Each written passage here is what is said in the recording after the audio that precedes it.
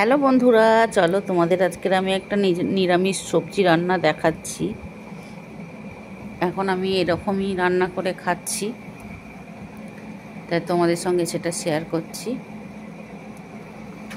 দেখো, 3-4 রকম সবজি: পেঁপে, কচু, গাজর, বরবটি, টমেটো, কাঁচা লঙ্কা, জিরে, হলুদ, লবণ, ব্যাস, আর কোনো মশলা না।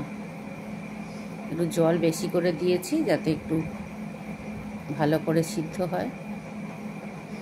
জল কম দিলে তো এমনি সিদ্ধ হয়ে যেত, আমি একটু জল বেশি দিয়েছি।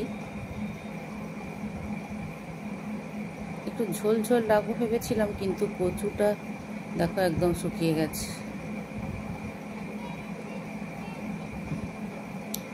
হয়ে গেছে, দারুণ খেতে হয়েছে।